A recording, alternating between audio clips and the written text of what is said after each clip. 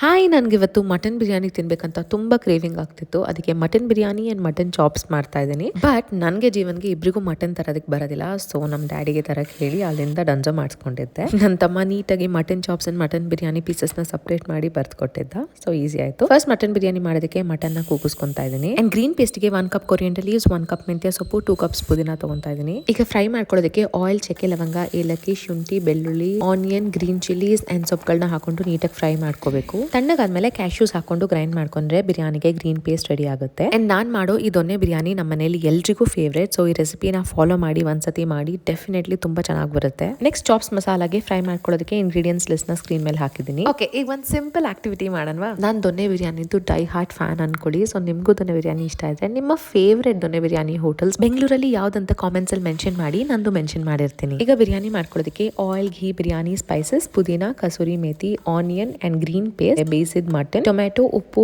ಅರಿಶಿನ, pepper powder, dhania powder and mutton stock ನ ಹಾಕಿ ಕುದಿಸ್ಕೊಂತಿದ್ದೀನಿ. ಆಮೇಲೆ ಲೆಮನ್ ಹಾಕಿ ರೈಸ್ ಹಾಕಿ ಅರೌಂಡ್ 80% ಅಷ್ಟು ಕುಕ್ ಆದ್ಮೇಲೆ 15 ಮಿನಿಟ್ಸ್ ದಮ್ಮಿಗೆ ಇಟ್ರೆ ಬಿರಿಯಾನಿ ರೆಡಿ ಆಗುತ್ತೆ. ನೆಕ್ಸ್ಟ್ ಚಾಪ್ಸ್ ಅಂತೂ ವೆರಿ ಸಿಂಪಲ್. ಆಯಿಲ್, ಸ್ವಲ್ಪ ghee, onion, green masala paste, mutton, ಉಪ್ಪು ಹಾಕಿ ನೀಟಾಗಿ ಬೇಯಿಸ್ಕೊಂಡ್ರೆ ಆಗೋಗುತ್ತೆ. ಎರಡರ ಟೇಸ್ಟ್ ಸೂಪರ್ ಆಗಿ ಬಂದಿತ್ತು. ನೀವು ಈ ರೆಸಿಪಿ ಟ್ರೈ ಮಾಡಿದ್ರೆ ಕಾಮೆಂಟ್ ಅಲ್ಲಿ ಹೆಂಗ್ ಬಂದಿತ್ತು ಅಂತ ಹೇಳೋದ್ ಮರಿಬೇಡಿ. ವಿಡಿಯೋ ಇಷ್ಟ ಆಗಿದ್ರೆ ಲೈಕ್ ಮಾಡಿ. ಹಾಗೆ ಇನ್ನು ಯಾರು ನನ್ನ ಚಾನಲ್ಗೆ ಸಬ್ಸ್ಕ್ರೈಬ್ ಆಗಿಲ್ಲ, ಪ್ಲೀಸ್ ಸಬ್ಸ್ಕ್ರೈಬ್ ಆಗಿ.